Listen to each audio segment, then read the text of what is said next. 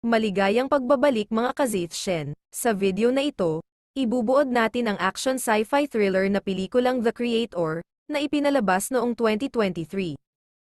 Kung bago ka pa lang sa channel, huwag kalimutan mag-subscribe at pindutin ang notification bell button para updated ka sa susunod na video, kaya sit back and relax. Sa pagsisimula ng pelikula, sa panahon na artificial intelligence o AI na ang nangunguna sa mundo, hanggang sa ang mga ito nagpasabog ng isang nuclear warhead kung saan naging kalaban na sila ng sangkatauhan. Bilang tugon, karamihan sa mga bansa sa kanluran ay nakikipagdigma laban sa AI upang maiwasan ang pagkalipol ng sangkatauhan. Sila ay nilalabanan ng mga tao ng tinatawag na New Asia na patuloy sa pag-adopt sa AI. Hinahangad ng militar na patayin si Nirmata, ang misteryosong punong arkitekto sa likod ng mga pagsulong ng AI. Ang Nomad ay binuo bilang isang advanced space station na may kakayahang maglunsad ng mga mapanirang pag-atake mula sa orbit. Ipinakilala tayo sa ating bida na si Joshua Taylor, isang undercover na operatiba. Kasama ang kanyang buntis na asawa na si Maya Faye, na pinaniniwalaan ng militar na anak ni Nirmata. Nang salakayin ng mga puwersang militar ang kanilang tahanan, nalaman ni Maya na si Taylor ay isang undercover agent kung saan naglalayong gamitin lamang si Maya para mahanap ang utak ng AI na si Nirmata. Naisip ni Maya na niloloko lamang siya ni Taylor, kaya tumakas siya at sumama sa grupo. Ngunit nasa kalagitnaan na ang kanilang bangka nang matamaan ito ng Nomad Strike. 5 taon ang nakalipas, nagtatrabaho si Taylor bilang isang tagalinis ng Ground Zero kung saan mataas pa rin ang radiation level. Kinokolekta nila ang mga debris kabilang ang mga robot. Dumating sina General Andrews at Colonel Howell, at pinakita kay Taylor ang isang laboratory kung saan gumagawa di umano si Nirmata ng isang bagong sandata na tinatawag nilang Alpha O. Ito ay may kakayahang sirain ang Nomad, at kung mangyayari ito, malilipol ang sangkatauhan. Ayon kay General, si Taylor lamang ang may kakayahang pasukin ang pasilidad. Sa una, tumanggi si Taylor sa misyon. Para maengganyo siya, nagpalabas si Colonel Howell ng video simulation na nagpapakitang buhay si Maya, na maaari niyang mahanap at makasama siya muli. Kalaunan, sumabak agad sa misyon si Taylor, isa siya sa hiwalay na operasyon ng strike team. Patungo sila sa isang nayon kung saan naroroon ang pasukan patungo sa pasilidad. Sa pagpasok ni Taylor ng laboratory, na pinaniniwala ang gumagawa ng armas, ngunit natuklasan lamang niya ang isang robotic simulant, sa anyo ng isang batang babae. Napag-alaman na ang batang babae ay may kakayahang kontrolin ang teknolohiya. Kinabukasan, hindi inaasahan ni Taylor na makita ang bata. Sa tingin niya isa lamang siyang bata na gustong sumama sa kanya. Nagkita sila ng kasama niyang si Shipley na sugatan at agad niyang dinala sa isang bahay, dito biglang nagpakita ang bata. Maya-maya nagradyo si Colonel Howell kay Taylor kung saan tinanong nito kung nakita na ba nito ang sinasabing bagong sandata ni Nirmata. Inutusan ni Howell si Taylor na patayin ito, ngunit nag-aalangan si Taylor sapagkat nakita nito ang isang marka na ginuhit ng bata kung saan marka ito ng kanyang asawa na si Maya. Narinig ng mga AI ang isang tunog na nagmumula sa isang bahay, kaya agad nila itong pinalibutan dahilan para maghanda si Taylor kasama ang bata para tumakas. Nang makapwesto na ang mga AI sa paligid, sabay pinaulanan nila ng bala ang bahay at naghagis ang isa sa kanila ng isang grenade. Nakita ito ng aso sabay kinuha ito at binalik sa kanila saka ito sumabog. Nang makalayo na sina Taylor sa lugar, hanggang sa huminto ang sasakyan nila, bigla na lamang tinutukan ng baril ni Shipley si Taylor at sinabi nitong bumalik sila sa Nomad, ngunit tumanggi si Taylor na bumalik. Maya-maya bigla na lang siyang hindi gumalaw dahil sa titig ng bata. May dumating na isang pamilya at tinulungan sila makaalis, at tinawag ni Taylor ang bata bilang si Alfie. Sinuway ni Taylor ang utos ni Howell na patayin si Alfie. Samantala, habang nasa kustodiya ng pulis si Howell, nagawa nitong makatakas dala ang sasakyan ng mga ito kasama si McBride. Hanggang sa marating nila ang sasakyan ni Taylor kung saan ginamit ni Howell ang ulirat ni Shipley para malaman niya ang nangyari sa ginawa ni Taylor. Ang dalawa ay nagpatuloy sa paglalakbay papuntang Lilat City, isang syudad na pinapalakad ng AI, para makipagkita kay Drew, ang dating commanding officer ni Taylor. Pinakilala ni Taylor si Alfie kay Drew, ipinaliwanag niya na may kakayahan ang bata na kontrolin ang teknolohiya.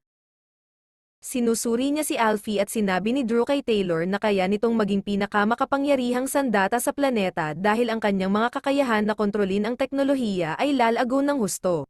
Pagkatapos nito, sinabihan ni Kay-Ami isang simulant AI na kasintahan ni Drew, na mag-o-order siya ng ice cream para kay Alfie at pumasok sila sa isang silid kung saan nalaman ni Alfie na aatake ang AI police sa apartment.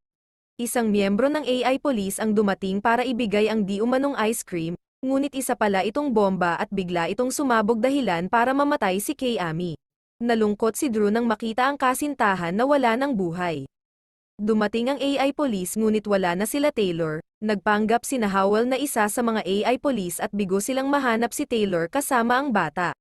Samantala, sa tulong ni Drew, hinanap ni Taylor ang beacon ni Maya ngunit hindi niya ito nahanap, sa halip isang singsing ni Maya ang kanyang nakita. Inatake si Drew ng isang grupo ng mga AI, dahilan para masugatan siya.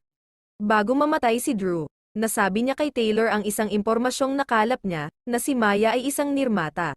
Sina Taylor at Alfie ay nahuli ng mga grupo ng mga bagong Asia na pinamumunuan ni Heron, isang simulant na sundalo at dating kaalyado ni Taylor. Sinabi ni Heron na ang pagsabog sa Los Angeles ay sanhi ng isang error sa pagkodeng ng tao, at ang gobyerno ng US ay hindi makatarungang sinisi ang AI na nais lamang na mapayapang mabuhay kasama ang mga tao. Lumalabas na ang mga taga-US ang may pakana sa pagsisimula ng digmaan laban sa AI. Matapos makatakas sa kanyang mga bihag, iniligtas ni Taylor si Alfie at naghanda na tumakas. Gayunpaman, naisip ni Alfie na tulungan ang mga taga-Nayon. Habang pinangunahan ni Howell ang pag-atake sa Nayon at nagpakawala siya ng AI grenade para atakehin ang grupo ni Heron. Nagdulot ito ng pinsala sa grupo. Sa pangalawang pag-atake, nagawang pigilan ni Alfie ang AI grenade, ngunit biglang dumating si McBride at napuruhan niya si Alfie dahilan para mabaril ni Taylor si McBride. Muling nag-activate ang AI grenade dahilan para sumabog ito. Naisip ni Heron na dalhin si Alfie sa Nirmata habang nilulusob ng grupo ni Howell ang Nayon at nalaman nito ang lokasyon kung nasaan ang Nirmata sa pamamagitan ng simulant AI na nahuli nila. Samantala, lumalabas na si Alfie ay kopya ng tunay na anak ni Taylor at Maya. Dinala ni Heron si Maya sa templo ng mga simulant na monghe, na nakomatose mula noong sinalakay sa kanilang tahanan. Ayon sa bantay, mabubuhay lamang si Maya bilang AI ngunit dahil sa hindi nila ito ginagalaw sapagkat siya si Nirmata ang gumawa sa kanila. Kaya hinayaan nila itong manatili na may nakakabit na aparato kung saan siya nabubuhay. Dahil sa pagkabalisa, nagdesisyon si Taylor na tanggalin ang life support nito. Maya-maya dumating si Howell kasama ang kanyang alagad at napuruhan si Heron, na nagsabi kay Taylor Nomad ang dapat sirain upang matapos na ang digmaan.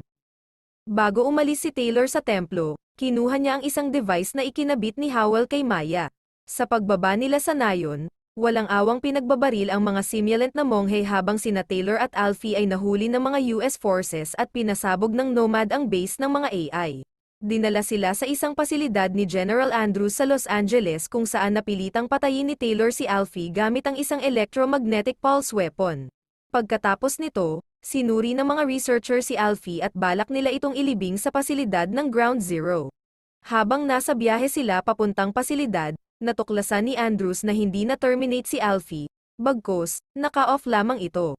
Nagawang pahintuin ni Alfie ang sasakyan dahilan para bumagsak ito at ang dalawa ay nakatakas. Sumakay sila sa Lunar Air Shuttle, nagawang kontrolin ni Alfie ang spacecraft para mapunta ito sa Nomad. Nag-utos si Andrews ng malawakang pag-atake sa mga natitirang AI base sa buong mundo. Kaya naisip ni Taylor na may kakayahan si Alfie sa pamamagitan ng kanyang kapangyarihan na gawin ang pag-off sa Nomad para sa pag-deploy ng mga missile upang maiwasan ang pag-atake sa mga natitirang base ng AI. Kailangan magawa ni Alfie ang pag-off sa tamang oras, habang nagsisimula ng ma-deploy ang mga missile patungo sa mga target nito. Kalaunan, nakarating si Alfie sa control room at sinimulan ang pag-off sa Nomad. Naglagay si Taylor ng isang bomba sa isang missile, habang pasamantalang nawala ng power ang Nomad.